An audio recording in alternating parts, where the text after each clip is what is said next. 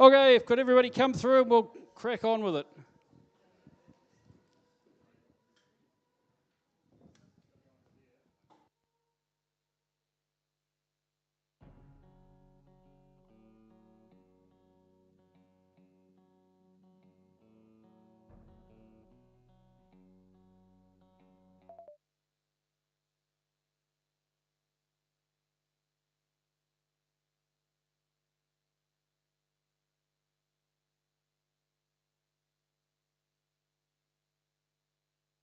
Okay, if everybody's here, we'll crack on with, I've just finished, for those of you who think I look a bit rushed, you're right, the photosynthesis poetry convention thing is going on tonight as well, and I was the opening act, and I had to finish there, run out the back door, run over here, but in the meantime I've picked up Chris McLennan to do her presentation later, so it's a little bit busy right at the minute, so I'm just calm, breathing, and we'll be good.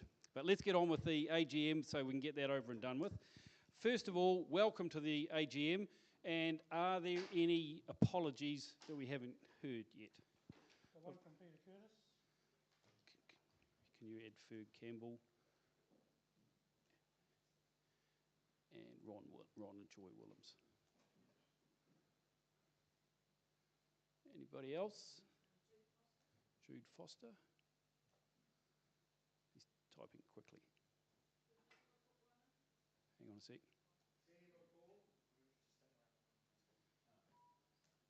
Penny McCall, Nicola Jackson. I'm a two-finger typist. Sorry? Penny. Penny McCall.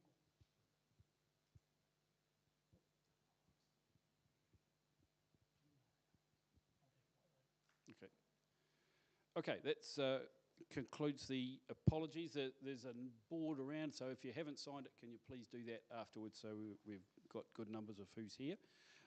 Let's then progress with the AGM minutes from 2024. They've been circulated. I'm not going to specifically go through. There are a couple of items that we're going to talk about that are not that could be treated as matters arising, but we're talking about them later on within the rest of the meeting structure. So I'm happy to just pass it across to that. That effectively is the financial report and the setting of subs. Does anybody have any questions about the AGM minutes? And if not, could somebody move that they be accepted as a true and accurate record? Heidi, seconded. John Suckling. All those in favour? Against? Right, good, move on. President's report. Again, I have sent you a copy of the President's report, so if you haven't read it, you can go home and read it again. So I'm not going to go through the whole lot, but I just want to highlight a couple of things. The first page effectively is talking about the CWEA, which I'm interested to some feedback, but I think it's been a hugely successful move, and I'm pretty happy that we've moved. So is that a general feeling that I think we could endorse? Okay, so it worked out really well, but it's still a work in progress. There's a couple of things we can tidy up a little bit better in terms of the coordination between us and them, and there's probably more we can get out of this relationship, which I'm going to talk again a little bit about later. So that's kind of the first page. The second bit is the list of things that we have done this year, and it's quite a lot, but my sense is we could probably look at doing some more workshops / field trips. That's an area that we have done a little bit in the past, but I think there's scope to move into doing some more of that. So if anybody has any particular ideas, and when I'm going to say you've got an idea, are you prepared to back it up? We're happy to help. We'll be happy to help with some money, but basically we're looking for enthusiastic people to come up with ideas for workshops and be involved in pushing them forward. So that's something we're open to. I wanted to emphasise a little bit, I sort of said emphasise, but this commitment to CPS direction, and that's the thanks part of it. Firstly to John Casey.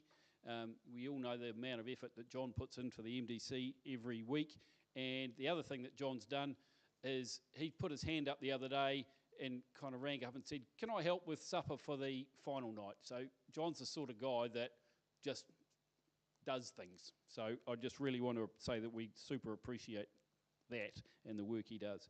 Super thank you to Diana for all the effort she does, keeping us on track basically with the Facebook thing that comes out each week so everybody knows what's going on.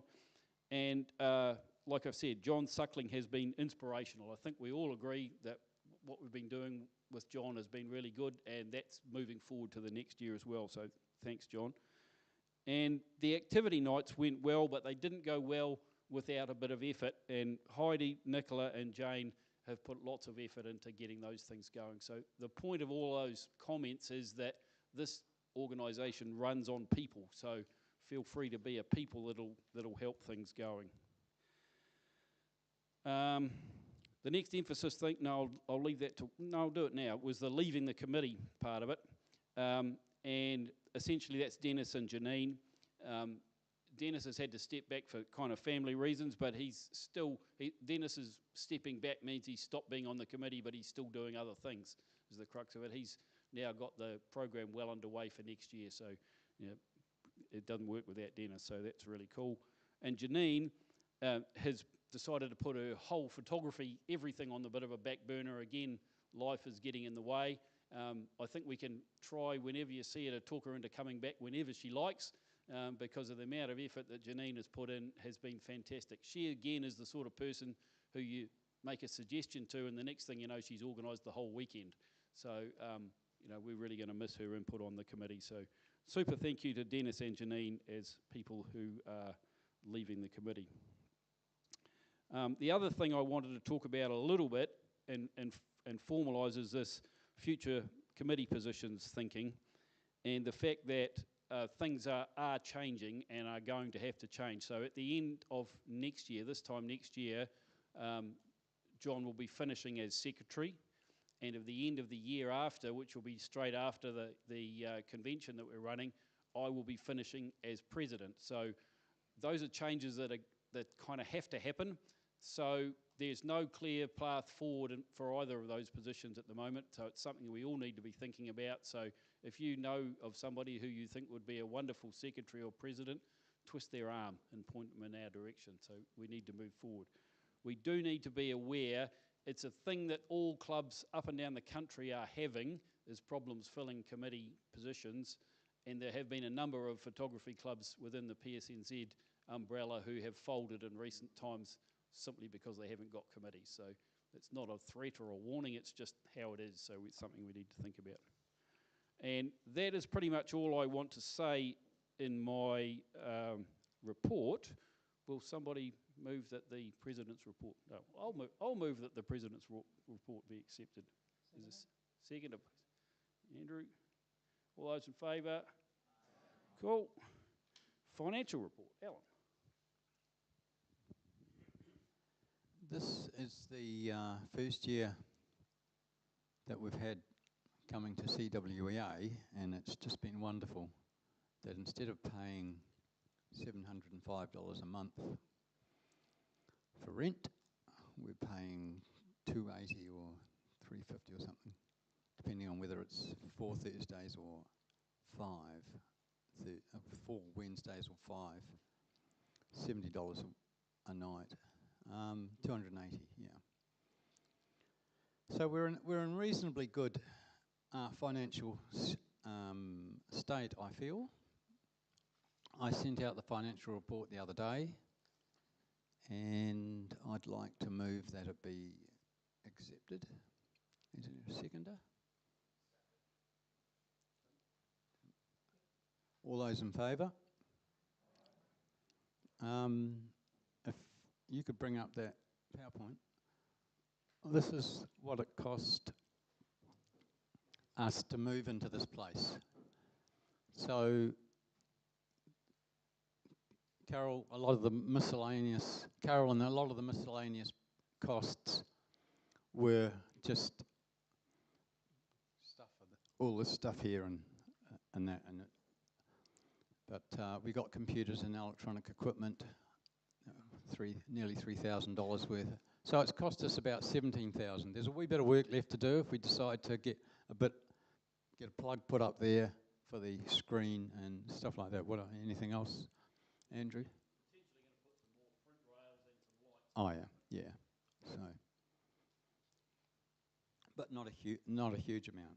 So I'm thinking that this time next year we'll have an idea of how we're running, and how much we're spending just for a normal year, and then we'll be able to have a look at our subs. So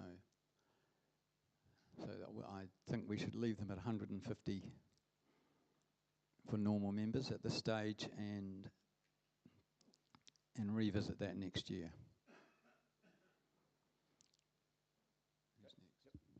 The only other thing I want to add while we've got that board up there, you will recall, if you've read the minutes, that we approved 25,000 as a transition to change over here.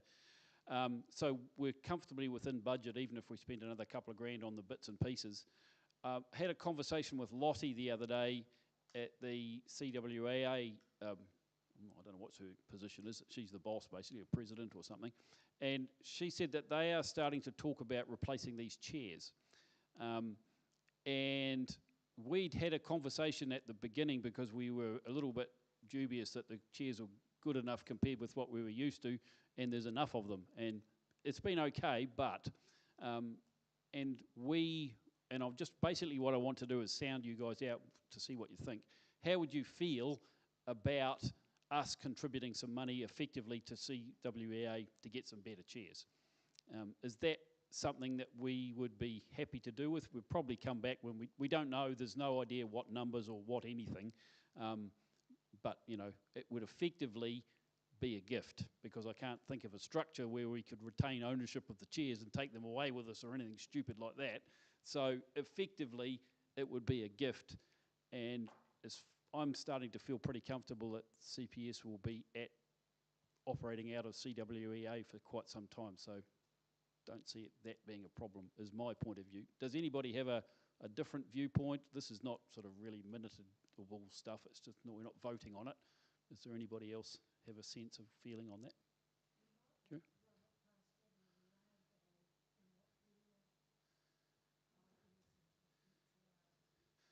They're quite keen for us to give them some money for some new chairs. Yeah. Oh, you mean the longevity thing? Yep.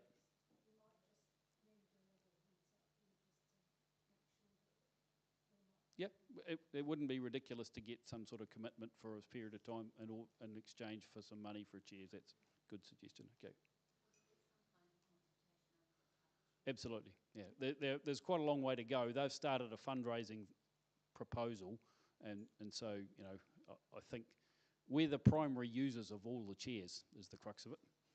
So we're the ones who say it's comfortable or not comfortable, so something we could be involved in. Okay, that's probably all we have to do on that. Financial report. The next one's election of officers. Essentially, we had the entire committee filled up and nominated and no spares, so there's no voting required. But for next year, the committee shall consist of me as president, Rach Evans as the vice president, Alan will stay on as treasurer, John will stay on as secretary, and on the committee, Andrew Miller, Heidi Anderson, Diane Kelsey, Nicola Jackson, and Francesca Davies. If there's anybody else who is keen to get involved in the committee, we're more than happy to second you on. So have a think about it. If you're interested, you're more than welcome. So, but that's the committee as it stands. I don't think we need to vote on that, since that's where it is. So, all right, I move that the nominations be accepted. Seconder. John Suckling. All those in favour? What a surprise. Okay, general business. And this is a setting of subscriptions, and Alan has alluded a little bit to the fact that we want to leave the general subscriptions where they stand for another year, and then there may be scope to drop things back. But we'd like to leave things as they are. However, what has come up is basically some discussion with some of the remote members, and we want to have a bit of a reconsider about that. When we set the remote members last year at a 20% discount on the standard fee, Some of the arguments for keeping those fees sort of high-ish compared with what they had been in the past related around to the fact that we were spending quite a lot of money on streaming equipment who was mainly for the benefit of those who weren't here and those remote members. However, the reality is that this stuff gets streamed, and that's an advantage for a remote member who wants to watch it on the time. But a good number of them, and everybody else, and all of us probably at some point when we're away, watch it on the YouTube channel. There are quite a lot of YouTube randoms, shall we say, also watch it. So we're famous. And there's lots of people out there who are getting CPS for nothing. So the remote members are going, what am I paying this $120 for? Because I can get it for nothing. And it's a valid point. So effectively, what we want to do is to, one, figure out a way of providing something a little bit extra for the remote members, but then cut the subscription back to $80 to kind of to encourage them to stay, really, and continue as members. Further to that, if we can figure out some way of encouraging the randoms to pay $80 as well, then that would be a good thing. So I think we've got a good product that we perhaps need to market if that's what we're going to do. But anyway, that's where it stands. Essentially, the proposal is that the fees for remote members gets reduced to $80, and that is being based on somebody living outside the greater Christchurch area, which is a intentionally vague description.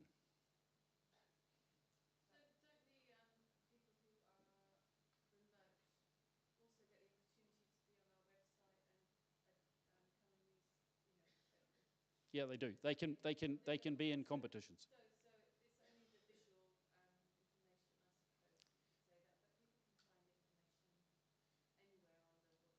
So, I mean, if they didn't want to be a member, they could go somewhere else anyway. So They could. the main reason for being a member, one would assume, is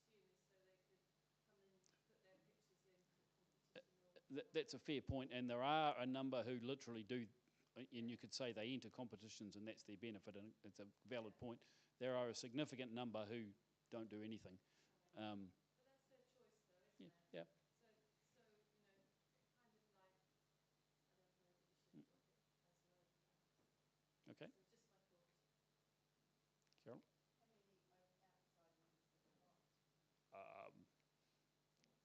I don't know, actually. We'd have to check it up. Can you remember off the top of your head? I think No, nothing like that. be close to 10. Yeah, I'm going to say 10 would be my guess. And interestingly, there is a bit of a. We just had another 2 members come from Dunedin. Paul LeComp, who won couple of prizes at the New Zealand Landscape Salon. There's a group of them who get together to watch the CPS feed because they've got issues with the Dunedin club. So it could do. I mean, those that really don't want to enrol, but they want to watch our video. So I don't know. I think the $80 is fairly reasonable for what they are getting, which is the access to be able to enter competitions.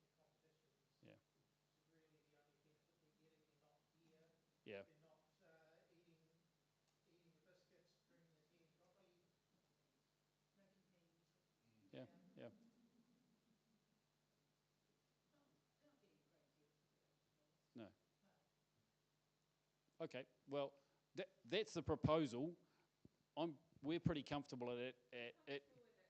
That's fine. No, absolutely. Thank you. It's good to hear counter views.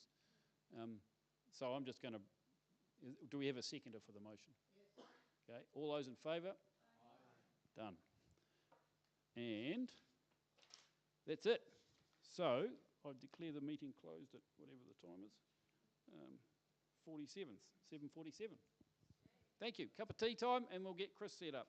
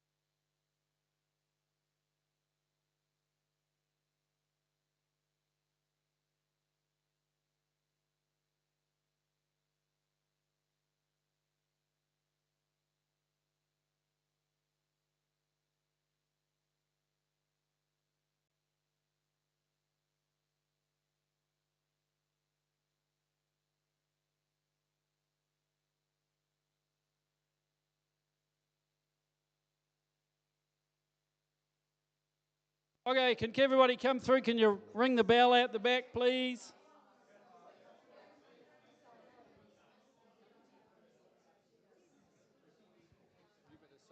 Yes. Yep. Okay. Perfect. Thank you. That's all I needed.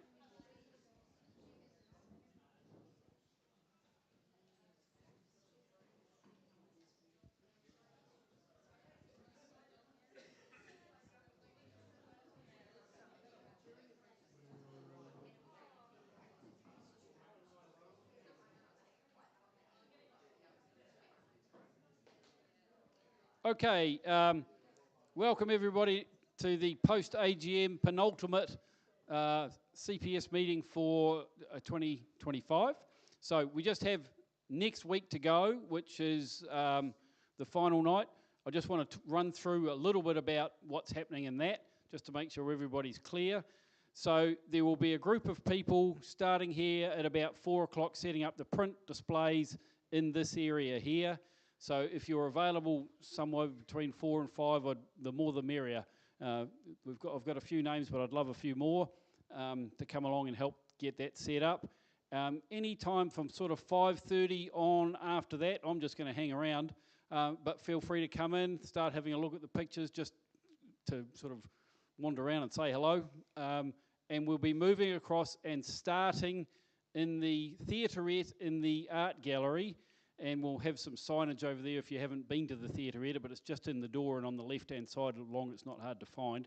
And that's where we'll be running the presentation night from 6:30 until 8:30. So we have to be out of there most definitely by 9, otherwise we have to start paying for security guards and that other sort of stuff, which we don't really want to do. So there's a hard time limit based on that, so we're aiming to be out of there at 8:30. And then we'll come back over here, we'll run a couple of raffles, we'll just have a cup of tea. Remember that this is different to the church we were at last year, so if you feel like you want to bring a glass of wine or a couple of beers, I certainly think I'll be feeling like I need a beer at the end. I could do with one now, to be quite honest, but I might do that, and you're most welcome to do that. So that's next week, and that will be the end of the things for this year. Penny? Yes, there's a supper there as well, so we'll do raffles and a supper here. So that all that stuff happens here. We haven't formally done that, but we can probably send an email out this week. That's essentially all we've done in the past, but we haven't made a big deal about it, basically because we're just trying to feel out how these size of the circumstances, we don't really want 100 people turning up, just at the minute. No, supper's sorted, so, yep. Okay, righto. Before we start off on the presentation tonight, we're going to run the last MDC. So, roll of drums and off with pictures, please.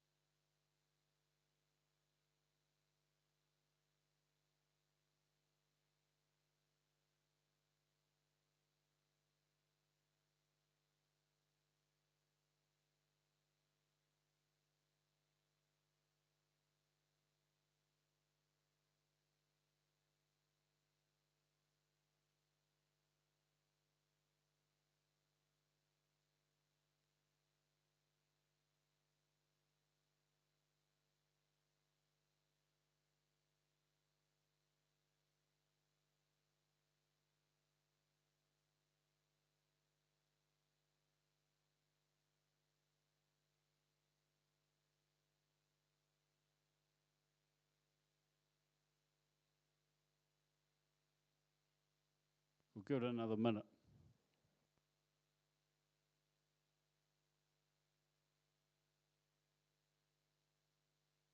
Can't remember. Anybody else know what the title is? John? Tabletop. Tabletop.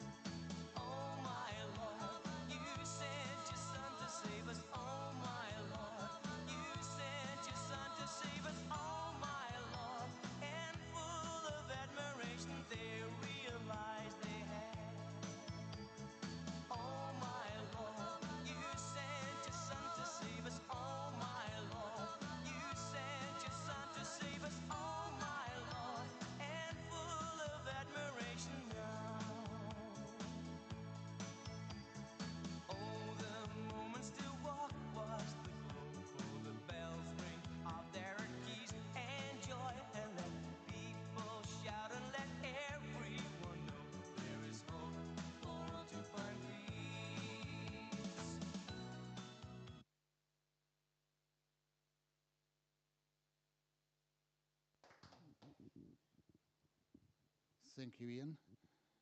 Raywin, she's been at the top of the table sort of quite frequently. Is she here tonight? She's not.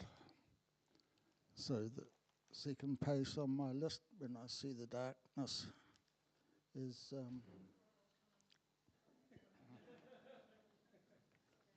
Jane Barnes. A special Christmas one for you. We've got the option of choosing one for next year or not, but customarily we just let December off and let ourselves. Yeah, we start again in January. I'll pick a theme. I'll ring you on New Year's Eve at just before midnight. And Mr. Chan, is Dennis around? He's here somewhere, I think. All right, I had a chocolate fish for him. But I'll find him somewhere.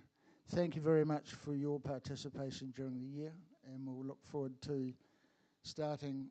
I'll pick out a theme and send it to you about New Year's Eve, which then gives you January to take your photos, submit them at the end of January, the end of the month, and they'll be shown at the end of February.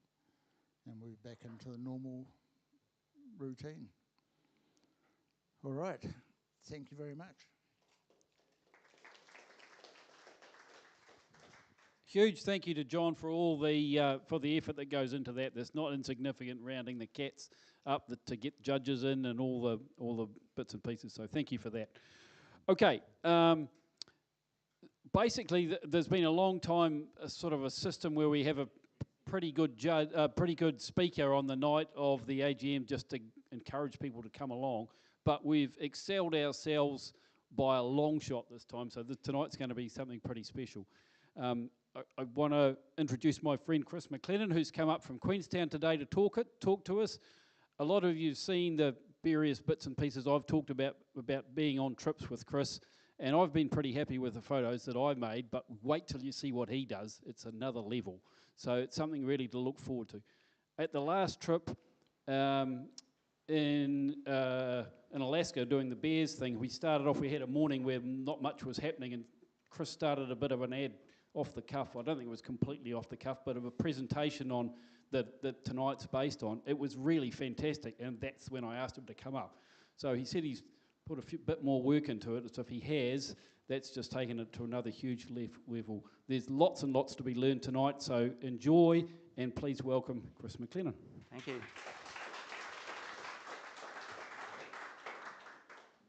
Yeah, thank you, Ian, and thank you everyone for letting me crash your AGM. Is that too loud?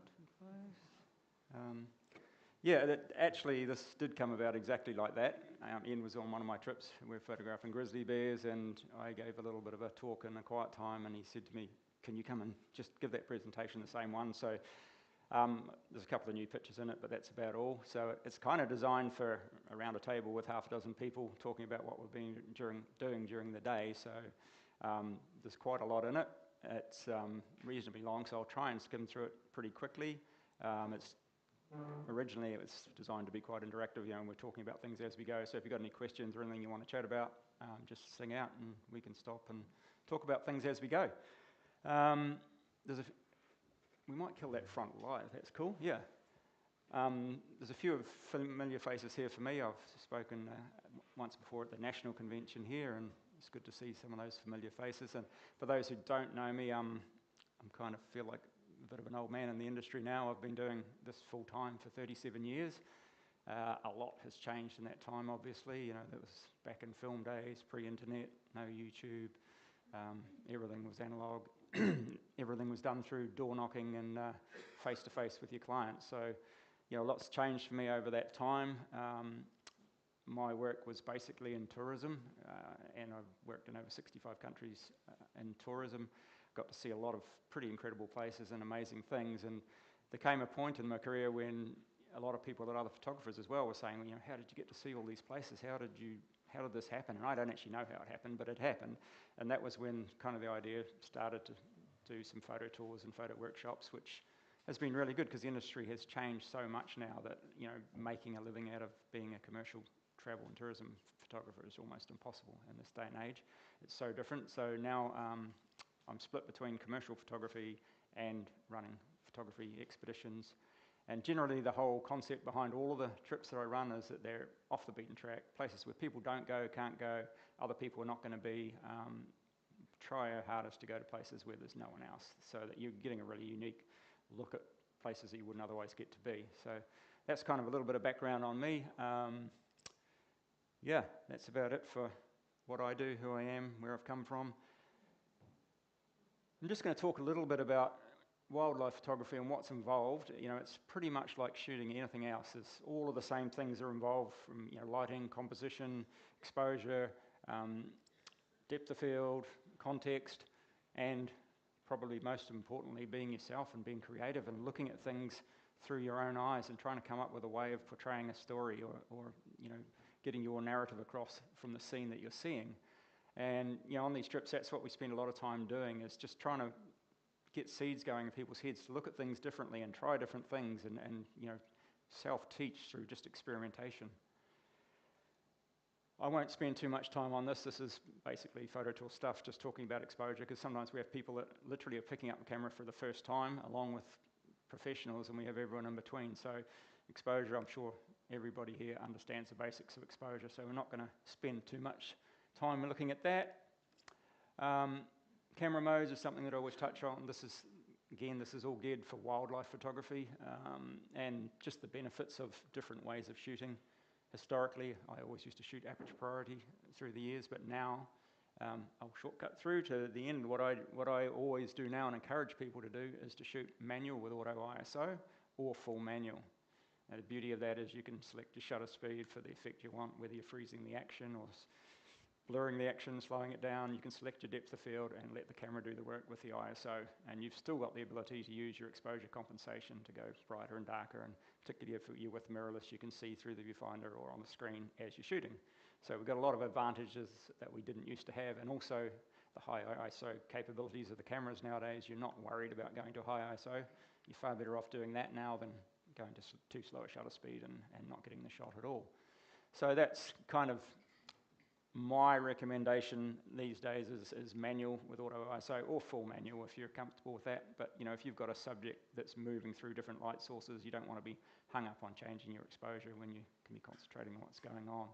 Things happen quickly and you have no control over the wildlife, so keeping it as simple as you can is always a big help.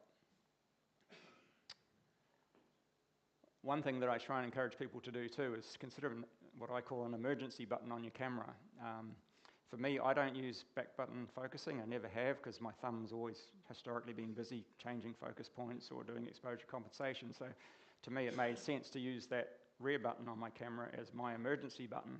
So if I'm on safari or in any wildlife situation, if I hit that autofocus button on the back, it goes to my emergency settings, which is full manual, almost wide open, depending on the lens, 1600th of a second, animal eye tracking, and that's my go-to. And I can toggle between animals and birds just with that one button, and then I have another button on the front where I'll go to selecting a small autofocus point that I move around myself. So without looking away, I can quickly go between fast-moving birds, and I have the bird setting at 3200th of a second or 4000th of a second for a faster shutter speed. But just at an instant, if something happens that you're not expecting, you straight away can jump to those settings. So you're never stuck. And if you're wanting to change other things, if there's a landscape or something that's moving slowly, you've got all the time in the world to change that. But at any time, just with that one hit of a button, you're back to those settings. And it's very valuable when things happen quickly.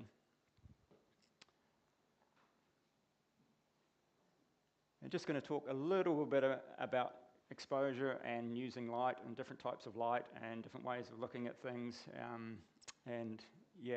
using light correctly or creatively.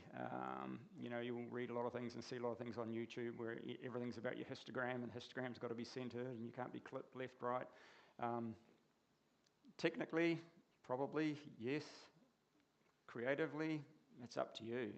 There's a million different ways to look at subjects and light and exposure, and I'll just skim through a few basic things here and then we'll get a little bit more in depth about that.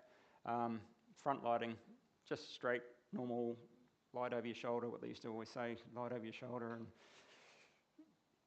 nice colours, vibrant, boring though. To me, it's easy to capture a scene and document something, but it doesn't have any atmosphere or a mood.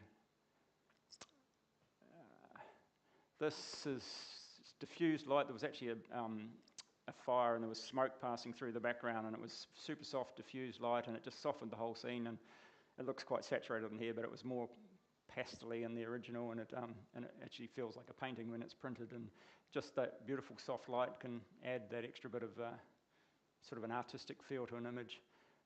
That's not actually, most of these images are not cropped. I try not to present them in 16:9. I used to, and then you're always cropping from what you'd shot, and I'm always trying in camera to pick where your leading lines come from and how everything is placed in the scene, and I always found it really frustrating then to be forced to crop down to 16:9. So just about everything in here is not cropped. That I couldn't fit in the whole frame how I wanted it, and I quickly shot on the fly a stitch panorama and put it together from Safari vehicle. Side lighting just adds drama. Having that three-dimensional feel from the light coming from the side gives a lot more depth to your pictures. Again, side lighting, just adding that three-dimensional feel. Even though the light's on the front of the animal, it's still coming from the side and dropping off to the shade there behind, giving it that real three-dimensional feel. Same thing here, a little less pronounced, but again, just makes things that much more three-dimensional. This one was shot in an extremely dark situation. There was a little beam of light hitting on the front of the gorilla's face. So basically, I've exposed for the face and just let everything else drop out to darkness, and dropped to black and white, of course, after that. But and again, if you were to look at the histogram on your camera and go back to your YouTube video, everything would be clipped off the left-hand side, and you'd be like, oh, it's underexposed. But that was what I wanted out of that image. So histogram is a great tool if you're worried about your exposure and you're going to try and recover things later and you want to see if things are clipped, but don't rule your life by having to have that. And I've had a lot of people on trips where they'll take a picture and you're telling them, try doing this, try lightening it up by doing some exposure compensation. Then they're like, oh, but the histogram's off here. But just look at the image and the effect that you're trying to create or the effect that you're getting. And often, I get these, oh, shit moments when people look at it on the camera and they go, did I take that? But it's like 3 stops overexposed, but it's a completely different feel than what they're used to doing. So, like I said, the histogram's a good tool, but don't treat it as a rule. Another image with fog, which just adds a bit of drama to the image and everything just drops out in the background. This one was just in an overcast day in the shade as well, in quite a dark area, so I probably written down here, I think I'm compensated like plus 1 2/3 stops just to get the exposure right on the leopard. Everything else has gone really soft in the background and blown out to white. And again, if you looked at the histogram, it would say it was completely clipped in the highlights. But to get any detail or any feeling into the image with the leopard, I had to do that, and I like the feeling of it. And then also with composition, just having these trees coming out of the bottom left-hand corner leading into the frame. And again, if you just shot it as the camera's telling you, that would almost be a silhouette.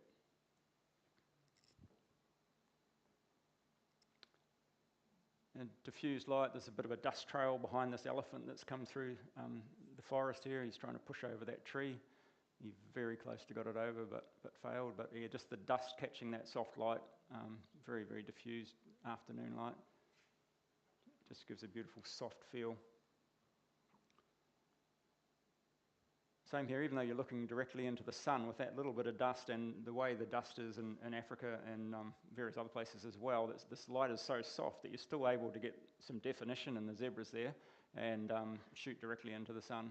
The dust helps a lot with allowing that to happen as well. And again, sun's not in the frame, but shooting into the light, but still able to keep that definition. Backlighting is kind of one of my favourite ways to shoot. Even the mosquitoes kind of look all right in the backlighting, and there's a lot of them. They don't bite too bad, they do they, Ian, really? You see them at sunset, but they don't really bite. Another one, backlit, shooting straight into the sunrise, and again, the the sky's completely blown out, and being able to get that nice gold halo around these two cheetah and have that definition in there gives a really nice feel. This was actually shot for Nikon Japan for the release of the, I think it was a 7200 lens for the Z when it came out, and they were wanting just to show the lack of chromatic aberrations and shooting directly into the light, so good fun little project. And including the light source in the frame. So here I've got the sun in the corner there, partly obstructed by the tree, wide angle lens, shooting at f16, giving a little sun star in the corner, just to make it a little bit different. And there's a million different ways to shoot every scene. You know, could have shot that leopard the same as the other one earlier, come in tighter and lifted the exposure and shot through there with the backlit leaves would have been nice too. But you know, just looking at things and trying different things in each situation is really useful. Again, including the light source out in the water. I think that might have even been on your trip, possibly. And including the reflection.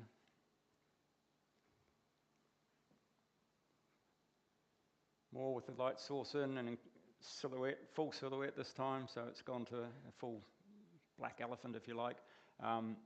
And often you've got to get really low to isolate the elephant against the sky, but here there was a lot of dust, so the dust is being caught by the sun, giving us that gold glow between the elephant and the backdrop, whereas normally you really got to get down low and try and get it against the sky or against, you know, a clean background, but the dust has allowed you to do that without doing that, without having to get it above the horizon, if you like. Similar thing without the dust, but this time I had to get high and climb on top of the safari vehicle to isolate the elephants against the water so that they weren't lost in the background there. So yeah, just the simplest of shapes can give a really clean graphic result with silhouettes. More backlighting. This is Przolski's horses in Mongolia. They were actually extinct in the wild and they got reintroduced back into this area from some zoos in Europe and are now thriving there. So this was on another photo tour, and I had the clients shooting into the light, and here I think we were overexposing by a stop, or compensating by a stop, and shooting directly into the light and just giving this soft feel and a nice little halo around the horse. And then I had them wait till it came down further, walk down the hill against this shaded area down here, and then we went from overexposing slightly or compensating positively slightly to under. Same scene, same horse a few seconds later, but just a completely different feel. You know, there's probably 3 stops difference in the images, but quite different, same scene.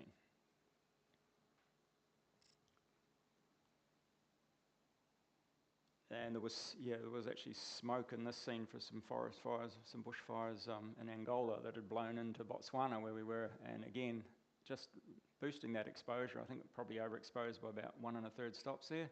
Just softens the whole scene and actually takes away from the smoke being a nasty distraction and makes it into much more of a painterly type feel. And it works, I find it works really well with zebras, with giraffes, and with elephants. They're my 3 things that I really like overexposing. Now this is overexposed or compensated by 3 full stops from what it was. It was an overcast day, really scruffy looking bushes, and just lifting that exposure. This is the same frame, but I've brought it back to what it would have been with normal metering, and really it was a nothing. But I wanted to get that almost sketchy type, watercolor type feeling. So that's just boosted the exposure by 3 stops, nothing else. And that's actually straight out of the camera. The other one I've darkened it back down. Oops. Which way are we going? That way. Yeah, so that is straight out of the camera, and that I've pulled the exposure way back down, same frame. So the information was actually still there too. I was quite surprised. I just did that yesterday. Yeah, completely different feel. Same thing, just lifting that exposure, dropping it to black and white. And another one from the migration with dust and just, again, overexposed by a stop or compensated by a stop, just to give it that light, painterly feel. Almost sort of feels like a sketch.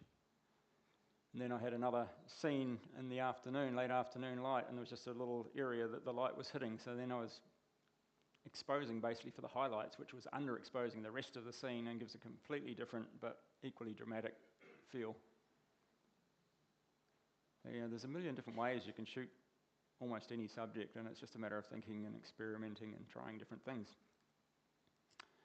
Another backlit shot, that one though is at night, and that's lit with a spotlight from a second vehicle. So we had a pride of lions that had killed a kudu. There was 11 lions, killed a kudu right near our tents at our camp, and so we went and photographed them. We had turns at one vehicle was shining the spotlight on the lions while the other was shooting, and then the other way around, because if you just put a spotlight directly onto them, I mean, they're not taking any notice of it, but it's just going to give you a super flat, boring image. So we were playing around with these halos. Pretty cool. Same sort of effect, but this was actually an evening light. This elephant had just stepped out from a shaded area into the light, and again I exposed, and it's a little bit underexposed even for the light area of the image, and that's just let it drop off to black. So it just makes quite a dramatic image out of what was a very dark looking scene with just a touch of light. And then and this is the same image just with a lot more black added to it, just extended it, a lot of negative space, and it's kind of hard to tell on there, but when you see it on the screen or if you saw it printed, I kind of like the extra black, maybe not that much, but it's just same image, more space. And the same thing can work in the opposite.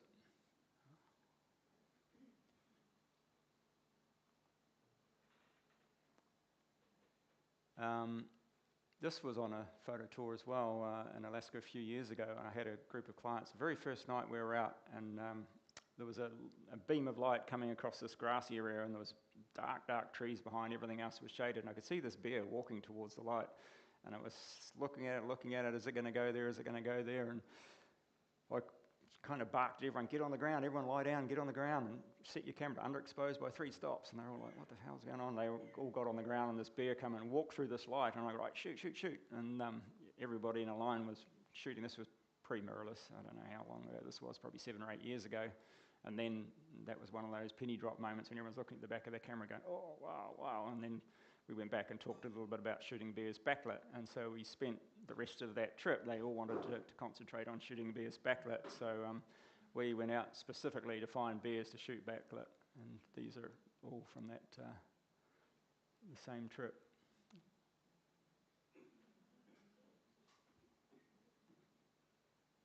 Backlit but different.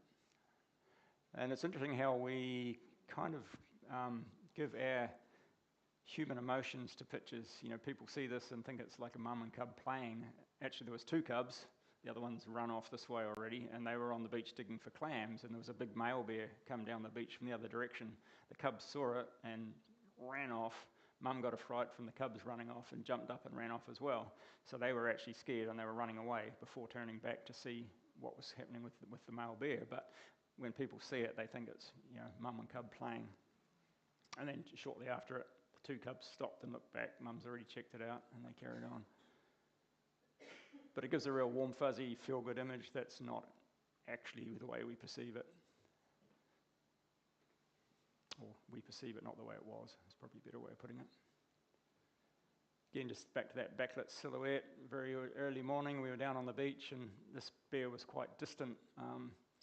We were photographing, and everybody's tendency was to pull in really, really tight, and which got some great shots. A lot of people shot a lot tighter than that, and then I was kind of encouraging people to pull back because we had these really dark clouds above and below, and to pull back and get that whole extent in there.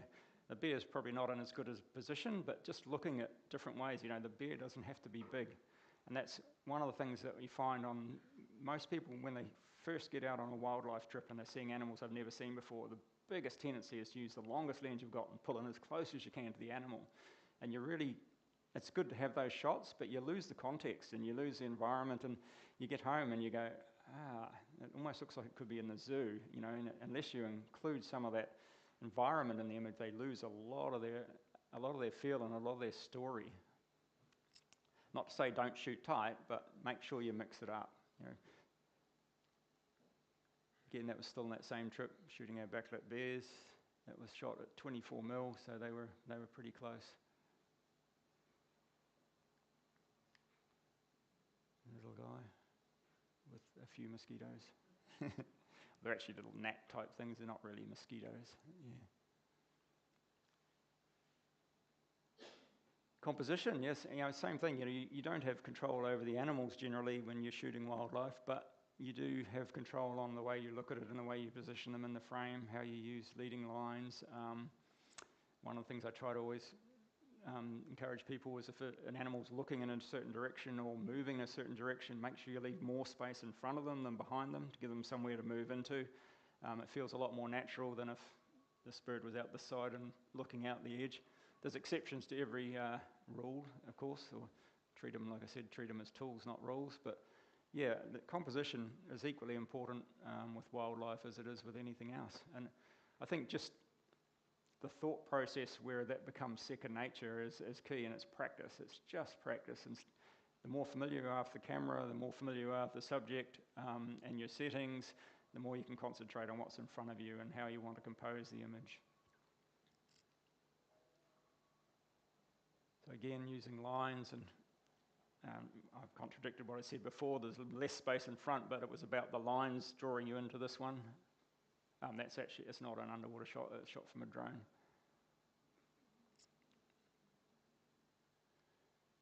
This was on a Mongolia trip in Asian Wapiti, and we'd lined it up against this sky just after sunset.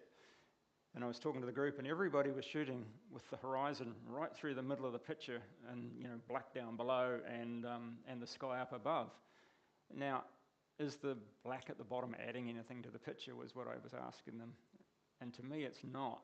So we were not even going rule of thirds, getting them to drop that horizon line right down the bottom, and then just use that color gradient through. And yes, there's nothing subject-wise in there, but it adds so much more to the picture than. And it's hard to tell on here because of the frame that's around it, but when you had 50% black on the bottom, to me it didn't have the same power as when you just accentuated that sky and the gradient of colour through. So rule of thirds is probably one of my favourite of the rules or tools, if you like, and that subconsciously works most of the time, but there's other times when just go with what your gut feels and think about it. What's going to add to it? Is the bottom going to add? Is the top going to add? Is the sky going to add? Sometimes I'll shoot with a tiny little sky, and if there's a reflection or there's something that's adding to the frame, like just earlier the one with the bears, there was very little sky, but the bokeh in the foreground was what was adding to the frame. So don't feel constricted of having a central horizon or a thirds horizon. Just look at what might add to the frame and shoot. Everyone's shooting digital now, so try a whole lot of different things, and you might not decide which one you like till you get home, and then analyze it, and why do I like that one better than that one, and it just gives you those tools to use in the future. This one, reflection, so yeah, the horizon I've got right through the middle there. I've allowed a little bit more space in front, but I think it works with the reflection having it in the middle. And you've almost got some bands that are thirds up there, but again, I just shoot by eye, what feels good, what feels right when you're looking at it. Simplicity, little crocodile, and he's at thirds. And again, I'm back to the thirds. Like I said, it's you don't have to stick to it, but often it works.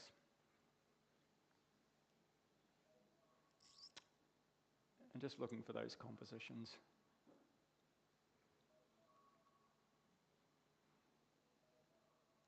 Same thing, we're at thirds here, thirds there. I think I'm going on a bit much about the thirds, but yeah, space to move into, the log coming through the backs, just giving a bit of a leading line into there.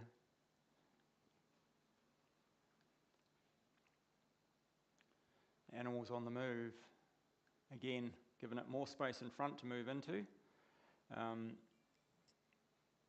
Moving left to right, psychologically for Western people, animals, anything moving that's travelling left to right looks more pleasing generally to your eye than if they're moving to right to left. So this is the same picture the other way around. Now if I go back to the original, and if you close your eyes and open your eyes, if your mind works like mine does, your eye should lead straight to the bear. So try it, close your eyes, open it, and it should go straight to the bear. Now if you look at it here going the other direction, if I close my eyes and open them, I go to the bear and I shoot back to the rock in the background over here, and then I go back and settle on the bear again. I don't know if that's how it's working for you, but for most people it does. That's the way it actually was happening. The bear was walking from right to left. But by flipping it, you straight away draw your eye into it. And that's just we're used to reading left to right. Apparently Japanese people view it completely the opposite. And for them, it's much more appealing the other way. I'm not saying necessarily flip it, but it's just something to have in the back of your mind that psychologically, if you're leading your eye into something, when you're moving left to right, it draws you in and settles much quicker than going right to left. You're kind of darting around before you decide what the subject is. So it's pretty interesting that it's the identical image, but gives you a completely different feel. And breaking the rules here, I've got the polar bear much further off to the right-hand side, disappearing out of the frame because I wanted to include this little feature in the snow, this little pool in the ice. So, it doesn't always work the same. You just got to analyse each subject as you go. And there's no right or wrong. It's not a science. And if everyone shot the same, it would be pretty boring. So be yourself and experiment, but experiment a lot. Don't feel like you have to stick within guidelines that you've been given.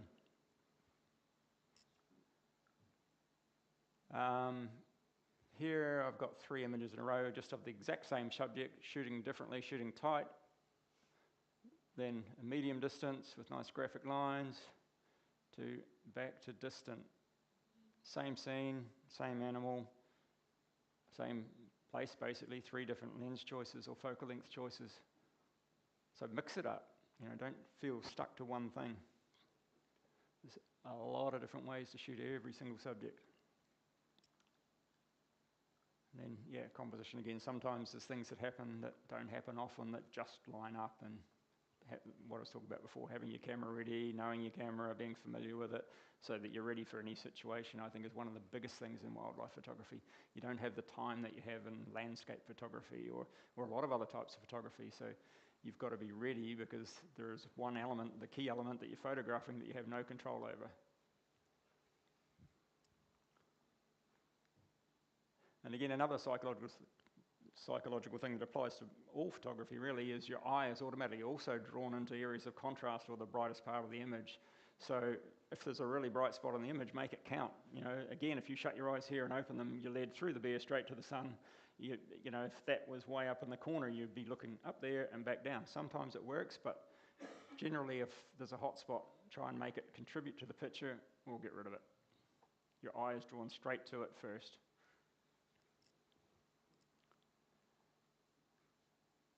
Framing, I like to look for natural frames in nature that can help highlight the animal that you're photographing. So always keep an eye out for things that might help you to draw your eye into that animal.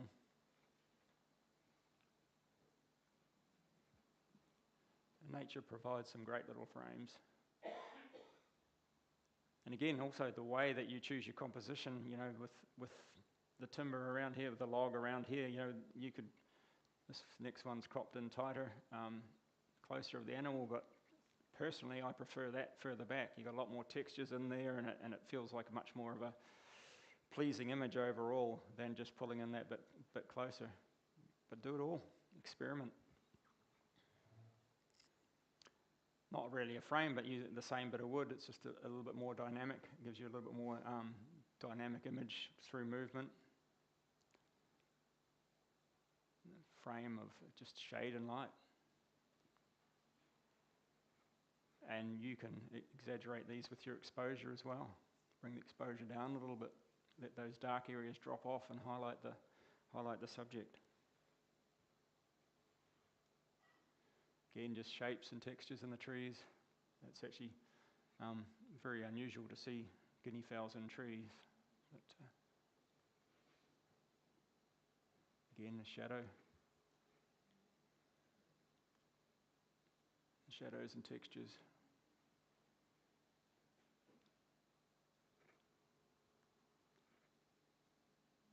This little guy is just surrounded by lions. It was a pride of 19 lions and taken down 3 zebras at the same time. And there was, I can't remember how many cubs there were, but there was probably 8 or so cubs in there that were just right amongst it, surrounding. The noise was phenomenal.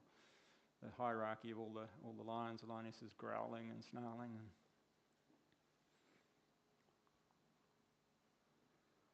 And even I really quite like partly obscured images too, particularly with close shots. You know, the ferns to me doesn't really bother me at all.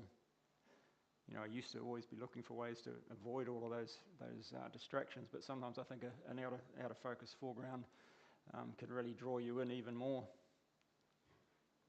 Same with this one, it almost gives you the feel that you're being stalked or being watched, which you were being watched.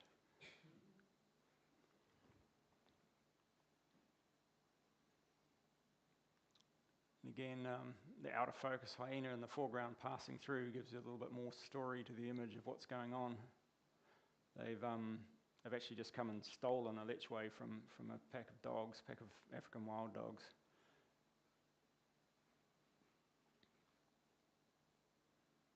A man-made frame that was through a porthole in the side of the ship.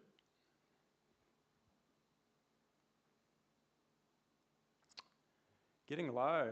I think getting low adds a lot when you have the opportunity. It's not always possible. Like on safari in Africa, you can't necessarily jump out and get on the ground and get down low with lions, so I wouldn't recommend it. But with the grizzly bears, we are on the ground and we're very close, and you can get low. But the lower you get in a situation like this, where there's no distractions, the more powerful the image becomes. You've got an intimidation factor by being at their level. You've got the eye contact, but also your depth of field hasn't changed, but your perception of depth of field has changed dramatically, because the lower you get, the less subject you see in front and behind the animal. So if I was to, this was shot probably 10 centimetres off the ground, if I was to go to waist level, there'd be a lot more of that in focus mud, it's like muddy sand, visible, and if I was to stand up, you would see just an expanse of this mud that's in the image. But by getting low, you're only seeing that tiny little strip which is out of focus. So it gives you the perception of a lot shallower depth of field. And again, I've boosted the exposure on this. This was a really grey sort of muddy day, and we often play around with that. You get a day where it's a bit like the giraffes before, but everything looks grey and muddy, and by just that little bit of overexposure and getting down really low, isolating it from the background, which is blown out completely, you're exposing for the shady side of the bear, you get a much more dramatic, clean image.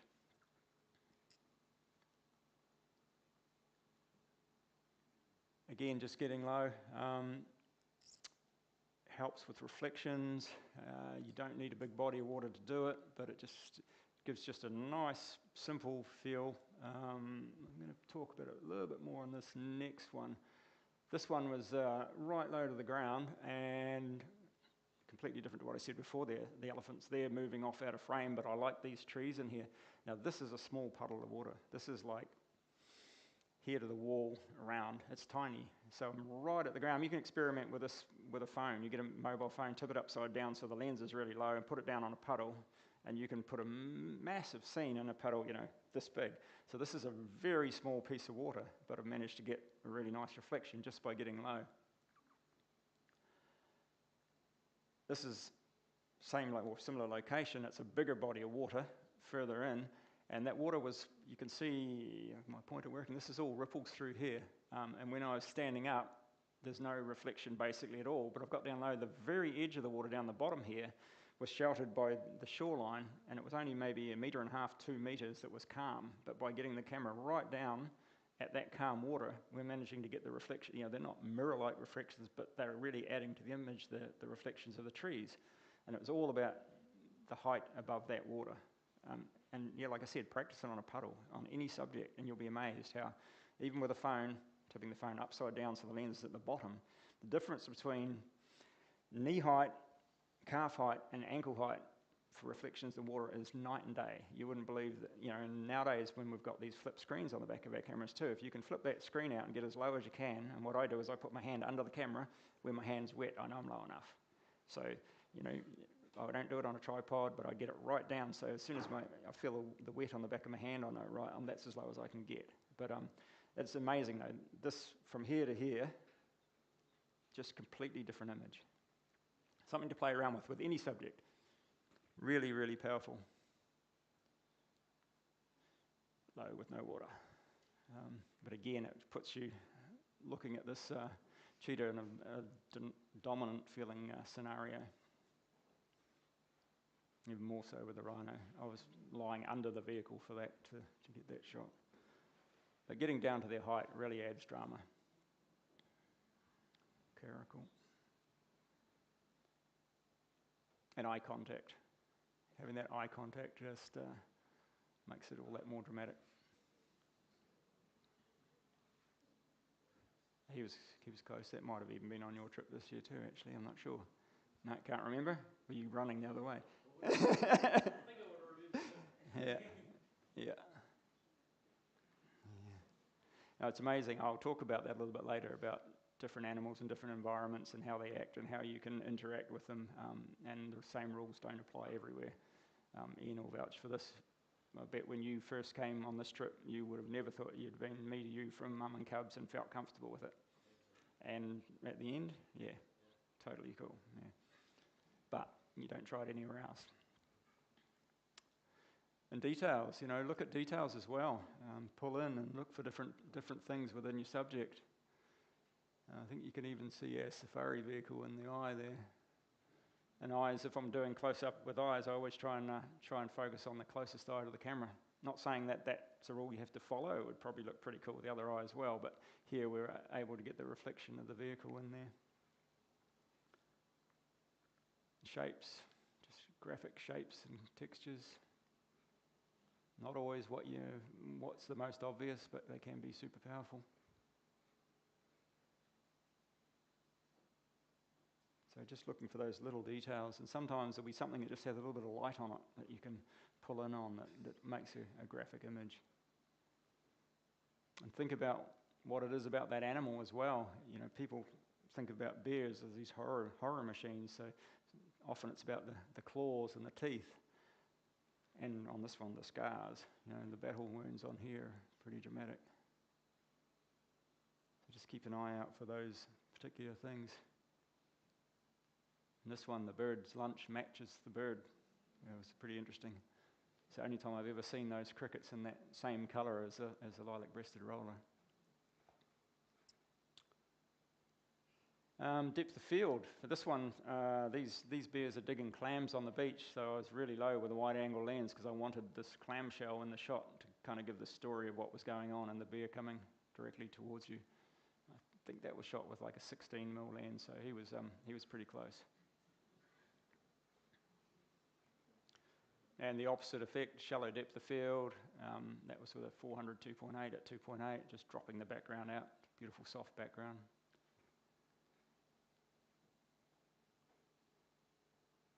Shutter speed. For these next few images, I was shooting with a long lens with a very slow shutter speed. So that's 1/13 of a second at 500mm lens, handheld, and trying to get a moment when the bear is still enough and I'm still enough, and still to get the movement in the water and a bit of movement with the spray coming off the salmon. A bit of a challenge. And here, same thing, quite dramatic. 1/15 of a second with 600mm lens, 1/20 of a second with a 600mm lens. It's possible, and you probably think, oh, that sounds pretty tough handheld, but you're only seeing the one image. You're not seeing the other 300 images that were blurry, because you only ever see that one image. So, don't be afraid just to keep taking a lot of images. I spent like an hour just trying to get these images with that slow shutter speed, because this location, you're not allowed to take tripods there. And so, yeah, and 300 is probably an underestimate. I probably took 600-700 images to get 3 or 4 that I liked, because it was such a challenging scenario to get that, particularly in the slower ones in here, just to get that dreamy water. But the bear still enough, my hand holding still enough to actually get something that worked. So, yeah, I think I was shooting at maximum, 20 frames a second for like bursts of 5-6 seconds, and then going through them later and trying to find that one shot. So, people sometimes say to me, oh, yeah, but I can't get that shot. Well, you can. You've just got to stick at it, be persistent, and like I said, you're only seeing the one. You're not seeing the other, whatever it was, 600-700 that are blurry. So, and it's the only one you keep. It doesn't matter. Again, that's with a shorter lens, but 25th of a second just to exaggerate movement. So it's not always about the fastest shutter speed. It's just choosing what sort of effect you want to have or want to portray in the image. Body language, animals' body language can make a huge difference to the image. With this animal coming straight towards you, big broad shoulders, it's got one leg off the ground lifted up, and it's quite dynamic, it's moving, just gives it a real strong feel. And you always keep an eye on what's happening with the animal in the frame, and for me, I would always be looking at the feet. I mean, obviously the trunk's in the air, so you want to shoot. I'm always looking at the legs and trying to get when the legs are separated so you can see all four legs. There you can't. It looks like it's got three legs. Next one, 1/10 of a second different with all four legs visible. It's much stronger than with just the three. Now, these are just for demonstrating the concept, so they're not necessarily the best photos, but it's more for just showing that, that split second difference makes quite a difference to the end image. Same thing here, you can see all four legs, you can see that the animal's walking. Now, which leg's forward can make quite a difference as well. So in this, yes, we've got all of those legs in the shot, they're separated. The closest leg at the front is forward. To me, that animal looks submissive. It looks like it's turning away. It looks like it's about to run. I mean, this is just our human perception of it. To me, it looks submissive. The next image is like maybe maybe 1/10 of a second later, the other leg behind has come forward. Now it looks dominant. It actually looks like it's going to turn towards you. The mood of the bear hasn't changed whatsoever. It's moved maybe 10 centimetres, but the feel of the image is completely different just by that leg position. You see that? It's quite dramatic. It's literally not moved at all. Same ice in the back. But the image, to me, that image is much more powerful than the one before. Other things to look for, symmetry of the ears. A lot of the prey animals, their ears are moving all the time, listening for predators. So keep an eye out and try and get the two ears symmetrical at the top. Looks a lot better than when they're facing in different directions. And then sometimes a little thing as simple as the flick of the tail as well will add as well. So, from the ears being off to symmetrical, to the flick of tail and symmetrical. Tiny little things that can make a difference. Don't not take the photo because the ears are not right, but they're just things to have in your mind to keep an eye out for. And just little mannerisms here. The mum and two cubs were moving around on the ice, and then at this one split second, this cub puts its head up and kind of nuzzles mum. And if I compared it, I don't have the other ones on here, but if I compared it to other images, that one moment really tells the story. Back up of double up of images there, sorry. Animal behaviour. They do all sorts of things that we attach human emotions to, so just keep an eye out for interesting things happening. Yep, see, you're applying a human emotion to a bear that's drying himself. So yeah, they're cool, they're powerful. We perceive it how we want to perceive it.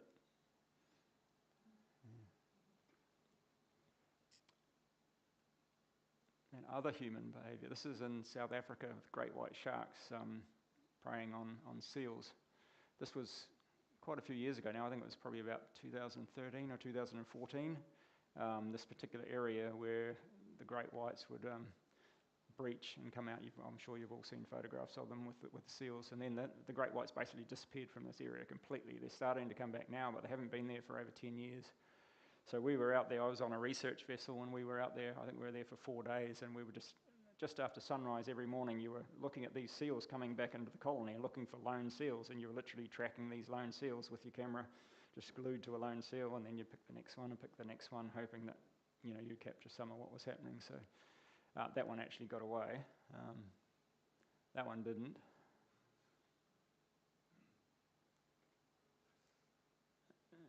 And that one didn't. That was hard work. They're so fast.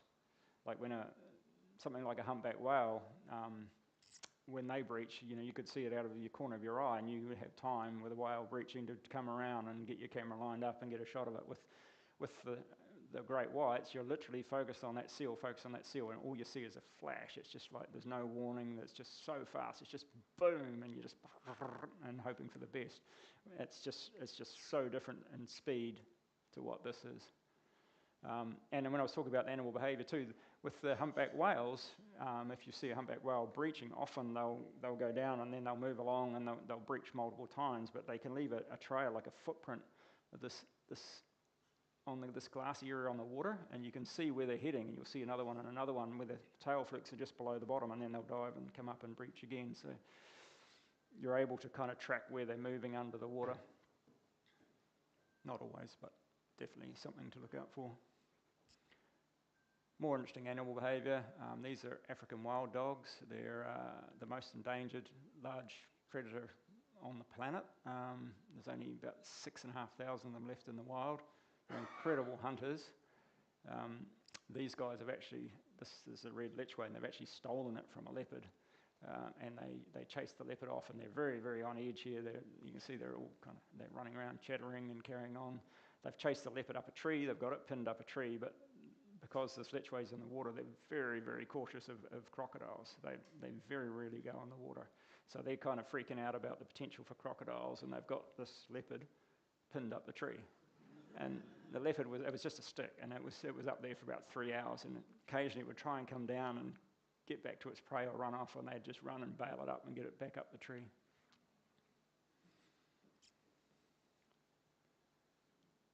And yeah, that one kind of speaks for itself. I've got it dead centre. It's looking right to left. It's kind of supposed to be a little bit confronting, I guess. Same here. I've put this dead centre, confronting image, straddling over its kill. Then you've got the cutesies. Very playful. They get the zoomies just like puppies, and again, we give our human emotions to it, but they're very, very cool to watch. And this little one was amazing. This leopard we spent quite some time with. Just before sunset, she was standing up on a log, beautiful light, and we'd photograph her. Then she'd move down and walk on and walk up another log and just pose. And then she'd come down and she went up a third log and started calling. And then this little cub come running out of the forest, and they ran around in circles, and she lay down, and the little one stood up, and that was kind of the moment. A 16-year-old daughter who her friends call it the pole dancing leopard. Downward dog. Yeah, so just being ready for things that happen, surprise things that go on. And that shutter speed was probably a little bit slow on there. You can see movement in the pause, but very dark situation. These little guys were pouring down rain, and wildlife photography, there isn't really any such thing as bad weather. It's more bad preparation. This day it was torrential the whole day, and we went out and we had these bears playing, and we had some of the best photos. It was one of my favourite days shooting, and there was only 2 or 3 people out of the group of 8 that went out. The rest just wanted to sit inside and hide from the rain, but it was just so much fun. I think that's one of the things too that I get asked all the time. You've been doing this for so long. Why? How? Why? I mean, because I still just love it. I mean, I every time. Like Ian's been on a few of these trips, anytime we have a great interaction with animals or a great opportunity, I'm excited like a little kid still, and I'm very lucky to be able to still do it and share it with other people. Now I get probably more excited when I see the guests getting excited and getting the pictures, and it's just really, really, really cool. I think in the last 12 months I've had 2 guests, one won People's Choice in the Wildlife Photographer of the Year Awards, the big one, and another one that won National Geographic Photo of the Year with an eagle hunter image on my trips. And to me, that's just the biggest buzz. I don't enter anything anymore, but when you have guests that get these images and get those accolades, it's so cool. So yeah, passion is the key, I think, and I just get excited like a little kid still. Little sea otters, that's in the pouring rain as well, like absolutely bucketing down. You can't really see it in there. And the only way I could get outside with the camera, I was on a boat. I was actually on a shoot for NASA, of all people, in Alaska, and we were on this boat, and it was just walls of water coming off the side. So I was standing on top of the toilet with a hatch open, shooting out to get a photo of these 2 otters. This guy came to check us out. He was right next to our ship, sniffing to see if there was anything to eat, mainly us. She actually, same bear, we found her twice, 48 hours apart, and that was her that had that kill earlier, and we found her 2 days later, 65 kilometres away. She'd swum 65 kilometres and had another kill. Again, behaviour, this impala leaping over the road, a bit like sheep. If there's a herd of them and one leaps like this, you know the next are most likely going to follow the same pattern. So just keeping an eye out for those sorts of things is very useful. Little unexpected interactions. This is actually very normal with lions. Anytime a lion walks into another lion or back into the pride, they nuzzle just about every member that they come across, and it might only last a second or two. But it gives a feeling that most people don't expect with big male lions or any lions. But it happens all the time for a very, very brief period of time. This one just showing the chase. The bear is chasing this salmon that's in the water here. Eye contact and connection. Very chilled out gorilla. Just came up and flopped down right in front of us and just looking at us from probably a metre away. Then timing for the bear and the photographer. This location is pretty well-known area for photographing bears on a waterfall. But you can spend a lot of time waiting there to get the right shot of the bear with the fish in the right place, with the light in the eye of the bear. And I think it was my 4th visit there before I got this shot, or a shot that I really liked, because 90% of the time the fish would jump on the other side, and so when the bear's going to catch the fish, it's turning its head away from you. You can't see its face. So it took me a long time to get this image, and this was quite a while ago now. I've been back lots of times and got images I like, but to get the one that you really like with everything lining up is not easy. One that got away. Other little things about behaviour. This leopard we came across had stolen an impala off a pack of wild dogs. They'd caught it, and she would just run off to get pups from a den to bring them back to eat the impala. It had come in and stole it. They came back, chased it up the tree. The impala's up here, and she'd come down the tree and jumped across and gone up here. So we knew that something was going on. She was looking for somewhere better to stash this to keep it out of the way of the dogs. So we had to make a really quick call and decided to move the vehicles, around the side here and try and shoot, hoping that she'd come down here, and we figured she'd probably drop it and there'd be a confrontation with the dogs, and hopefully we'd get a shot. So we repositioned. She came down, didn't drop it, didn't go down, leapt across the gap, stuck the landing and carried on up the other side. It was probably her own body weight. And this polar bear was stalking, there was a seal in behind here, and was down like a dog or a cat, and did this for maybe 800 metres, getting really low and lining it up and trying to sneak over to get the seal. Didn't get it, unfortunately, on this. Well, unfortunately for the bear, not so much for the seal. Perseverance. One of the trips we do is with snow leopards in Mongolia, and if they don't want to be seen, you're not going to see them. I mean, this one's right in front of us walking down, but super hard, super unbelievably camouflaged, but incredibly beautiful. If you put in the time and you get a good sighting, it's just one of the most amazing animals. This one was only like 2 weeks ago. And yeah, it came down in broad daylight. Normally, when we do have sightings, it's normally right on dusk, but this one was in full sunlight coming down the mountain.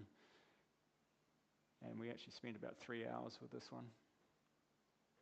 This is a different one, different day. Another one, yeah, very, very beautiful. And again, perseverance. This was 2 years ago on a polar bear trip, and we were ashore looking at this little Arctic fox kit that was sound asleep, curled up, and we waited for about an hour and a half to see if it would wake up, and eventually it did. Stood up, beautiful lighting, little flowers, and walked straight towards us with a shaded background, and then it was gone. But if we hadn't waited that length of time, we'd have got nothing. I'm going to speed up a bit because I think everyone's probably going to sleep. Choosing a frame, just thinking about different frames. I think I've mentioned it already a few times. There's all sorts of different ways to shoot a scene. This was incredible. This was up in Alaska, above Nome in Alaska, with these muskox, and I've got some great portrait shots, close-up shots of the little ones, but getting that big scene in it, to me, was the favourite when I got home. The tendency, again, like I'm saying, when people are on a new subject, is to go tight, but just think about the background, the context. And often, almost any wildlife trip I go on, when I get home and look at the images, if I was ever to choose one to hang on the wall, and I don't normally do that, it would always be one with the environment in it. It's never going to be the animal right in your face. And they've got so much more story and meaning to them. Again, just pulling back, and these lines in the sand just add so much context to the image. Even that, I used to avoid seagulls. With bears, they would be hanging around to pick up the scraps of salmon. I always used to try and keep them out of the shot, but they actually add to it. They're part of the story. Getting your ducks in a row. And the scenery, and you were there on that one. Yeah. So yeah, little bear, big scene. Very powerful. And yeah, just in the context of the environment. Same here, hippo yawning. The instant reaction is to pull right in on the hippo, and you miss out on that dramatic scene. And the other thing that often happens when people do that is when it's looking at you like this, and then it yawns. If they've got that big lens out and pulled in, 90% of the time they cut the reflection off because you're not expecting it. As it comes up, the reflection drops down. So just other little things to have in your mind. Things that reflect that are going to come up like that. You've got no concept of that reflection till it goes up and the reflection comes down. So just little things that you get over time. Again, just including backdrops. This is the difference between, this is the same bear here, tight, looming over the kill, to tiny in this big stormy scene back here. Same scene, completely different. I think that's 14mm lens and the other was probably 600. Again, tight shot of the walruses, same walruses with the scenery. Not doing anything quite as dramatic, but the scenery certainly makes up for it. So same thing here, get them both. Close-up shot with this unbelievable amount of fish that were in Alaska this year, the biggest salmon run they've ever recorded. It's just, you could just about walk across the river, there's so many salmon. So I really like this with the claw reaching out and scooping in to grab a salmon. It's almost too easy for them. But then if you pull back, and I use the polarizer as well, you can see there just the immense number of fish. Same scene, same bear, just different lens choice. You just don't get stuck on that one angle, mix it up. Same here, pulling back on this scene here, you've got the wildebeest dominating this massive crocodile, and it just, it looks almost lost in there, and you're pulling him with a bigger lens, then all of a sudden the crocodile's the dominant one. Research and preparation is essential for a lot of these animals, particularly the dangerous animals. This is the location that I've been going to taking tours to since 2006. The guys that run the lodge there, it's very remote. They set up 40 years ago, started as a fishing lodge and very soon turned into a photographic lodge. They only have 20 people there at a time. 40 years, they've never had a single negative encounter with a bear. They've never had to use bear spray. They're not allowed to carry firearms. You can be very close to the bears there because the bears are used to the fact that the humans are not a threat. There's plenty of food there, so they're not after their food source. There's never been any conflict. Same rules don't apply. 20 miles inland, it's very different. So going with the right people, guides, people that have got experience, know the behaviour. This was sitting around our campfire one evening and bears come in to visit. The guides are not even looking up. They just cruise through. You might as well be a tree. They don't look at you. They'll literally pass you 5 metres away. The cubs will look at you and they'll run around, have the zoomies or get curious, but the adults do not even glance at you. You might as well be a tree. You don't even factor into their world. Yeah, it's pretty cool to be able to have those experiences. But like I said, you go somewhere like that, don't expect that to be the norm anywhere else. They're so comfortable. This one's just dropped down and is nursing 2 cubs, pretty much 5 metres away from us. And then about 2 hours later, did it again out on the beach. They're that comfortable. Drones and wildlife. Interesting. It's always a controversial subject. I've got my commercial drone licence and I get permits everywhere I go that I'm intending to fly. Most animals are completely unperturbed by drones. Most. Some are not. I was on a job, I think I mentioned before, I was on a job for NASA 2 years ago, recording glacier decline in Alaska. I had a helicopter guy with me who worked for Fish and Game, and we were flying all over the back blocks of Alaska, recording glacial decline. They had a series of images that were 100 years old, and so we were going to all these super remote places. Well, this guy was in charge of doing surveys with the muskox, and he would have the helicopter guys in, drop them off about 4 to 5 kilometres away. They'd hike as close as they could and use spotting scopes to do their surveys with the muskox. So he was asking me, okay, can you fly with a drone and see how they react? And then he was like, okay, go closer, go closer. And in the end, I was probably 4 or 5 metres away and going around in circles, and the little ones had the zoomies, they were jumping all over it. They took no notice of it at all. By the time we come back out, he had radioed in the fishing game where they're wanting to know what sort of drone, where they could get it from, how they could learn to fly it, because the animals were so unperturbed by it that they wanted to use it for all their surveys. And just the different angles you get, the different look at things that you get, and you can see this manta ray just breaking the surface, and again, they're completely unperturbed. I think there's only 2 animals I've ever seen that are spooked by it. One's ibex, but they're spooked by anything, and the other is lechwe, which are an antelope in Africa who are also spooked by everything. You know, if you go, they see you, they run from everything, they run in the water. So yeah, most things are really, really chilled. Well, this was interesting. We were on our ship in the ice, and we spotted this polar bear stalking a seal. We couldn't get to it. We were 2 kilometres away watching it with spotting scopes and binoculars, and it stalked the seal and managed to jump in and get it through a hole in the ice here, dragged it out, dragged it all the way across to here before settling to eat it. So the guys were watching it, and they were giving me directions of where to go, and I was watching with the drone to try and find the blood trail to see where it was, because 2 kilometres away is a long way away with a drone to try and work out where that animal was. So I was able to locate it by the blood trail, and you can see it there eating. And then came in to have a look, and then there it is. Yeah. But the drones have choice of lenses on them now, so that's like a 170mm lens. But still, it didn't even look up. Took no notice whatsoever.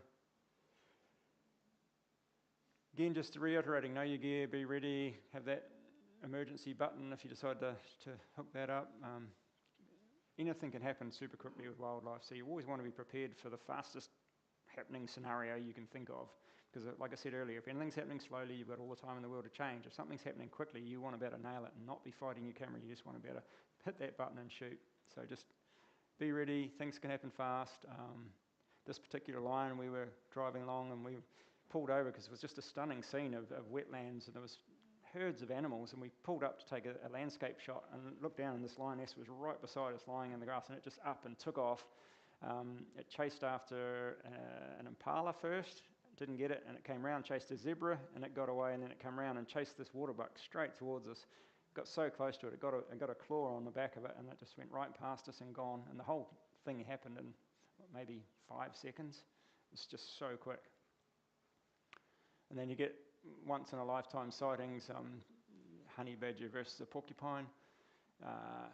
The guide that I use over there, he's 72, he's been doing this his whole life. He'd never seen a conflict between these 2 animals before, and we came around the corner and there it was, and stayed there for a few seconds, then ran off.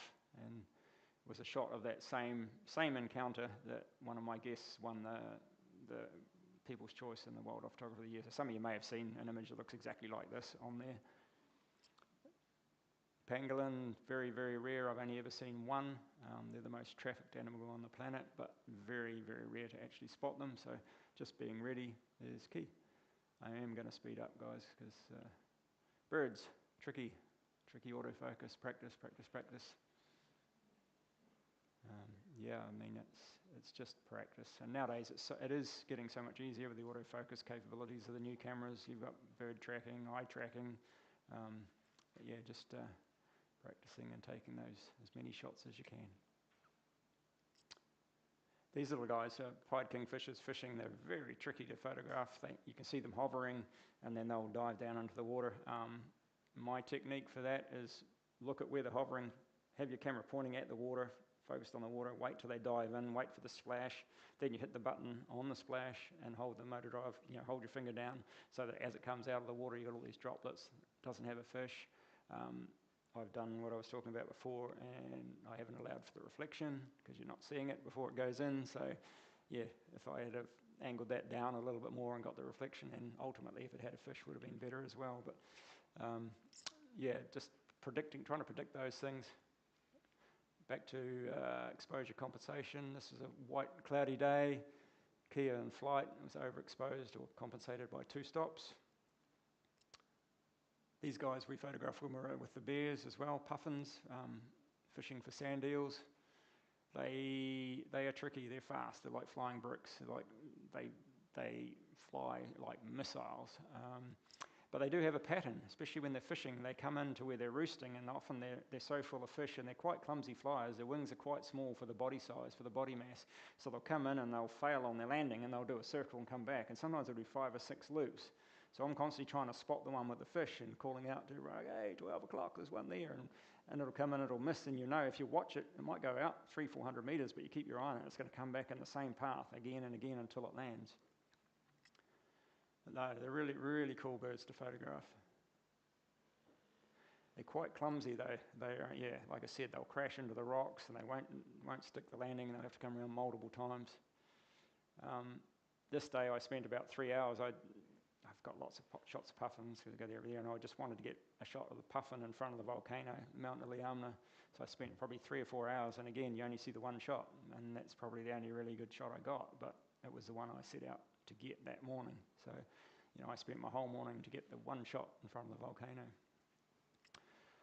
Then another time we were cruising along the boat, and puffins were on the water, and they're so full of fish that they struggle to take off. They can't get off the ground, and I had 2 puffins running on the water trying to get off, and they were looking at the boat, and one puffin from behind hit the other one and flipped it over, tipped it upside down, and then they both were looking at us going, what the hell?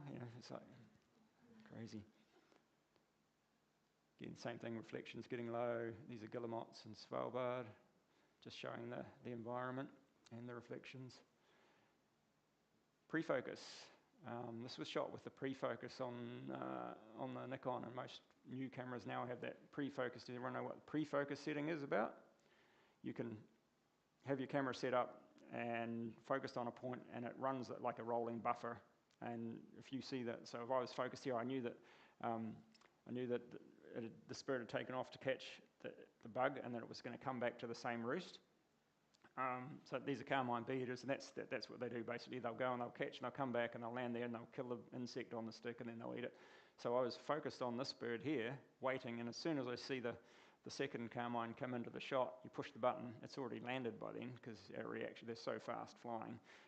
But there was a second buffer that's already saved in your camera that when you push the shutter, you had 30 frames before it landed. And same with this. This is a little bee-eater. Now these are about the size of your thumb, smaller than a hummingbird. Tiny, tiny little birds, and there's no warning. When they were sitting on a branch, it took off, swooped around, went up, caught a bug, and came back and landed. And I had it on pre-capture. It's at 2,000ths of a second, which is not fast enough, but I like the blur on the wingtips, actually. I really like it. So yeah, if I didn't have pre-capture, there's no way, because there's no warning when they take off. Like if you got something like an eagle or things like that, they usually give you a warning. They'll rock on a branch or they'll poop, and you know that they're going to take off. These little guys are just gone. So historically, getting a shot of one of these in flight, almost impossible, because they're so fast. But now it is very possible. So that was it, as it caught, that same takeoff, as it caught the bug. And then I got a whole sequence of it coming back in and landing. There's like about 60 pictures of it chasing this bug, grabbing it, and then landing. Lens selections. I just think we're spoilt nowadays. Historically, when you're on safari or on a wildlife trip, I used to travel with like a 300mm 2.8, 400mm 2.8, 500mm f4, and you had all of these massive lenses, which were beautiful, but it was such an inconvenience to work with. Nowadays, lens quality and selection is so good. I mean, I went from kind of shooting with those through to, there was a, 180 to 400 with the Nikon with an inbuilt teleconverter, which I really liked. And now, for the last 2 years in the Alaska bear trips and my Mongolia trip and my African safari trip, I've shot with one lens, a kit lens, a 28 to 400mm lens. Just about everything you've seen on here would have been shot with it. So yeah, this is with this, and I took it out 2 years ago when it first came out. And I thought, oh, I'll just try this. You know, I took it out onto the beach with the bears, and on the second day, and I put everything else away and used it for the whole trip. So that's it at 33 mil, 43 mil, 190 mil, 400 mil, all on a $2,000 lens. Again on the 400 mil, overexposing again, keeping it simple. Got that perceived depth of field, all in one $2,000 lens. So yeah, don't think I haven't got the gear, or you know, there's options. We're so spoiled now. And if you told me 5 years ago that I would shoot a whole safari or a bear trip on a $2,000 kit lens that's a 28 to 400, I would have thought you were dreaming. But it's amazing.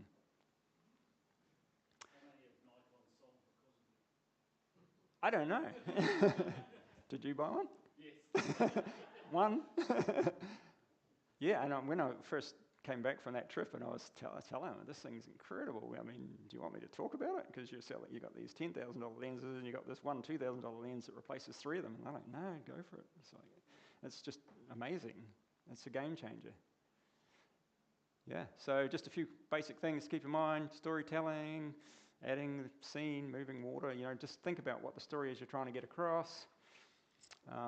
Camera settings, how you're setting up your camera. Those buttons I talked about, the emergency. My animal one's 1600th of a second. My birds is 3200th of a second. It jumps between the eye tracking for birds and animals. Just having those things available.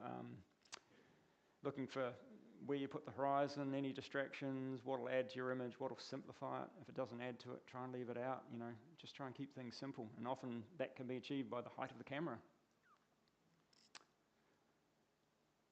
It's a personal journey. Have fun.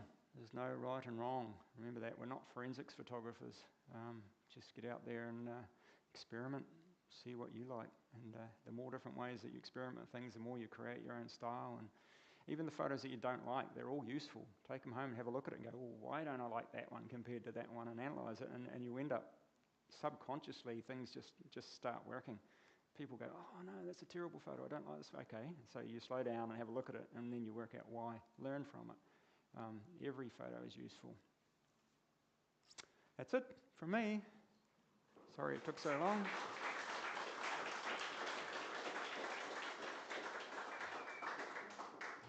That was awesome, Chris. Sure. Thank you very much. Are you open to a couple of questions? If we got are there any my questions? Mic back on. Yeah, we can't be here all night, but a couple of questions would be good. Anyone? Thanks, Chris. That was fabulous.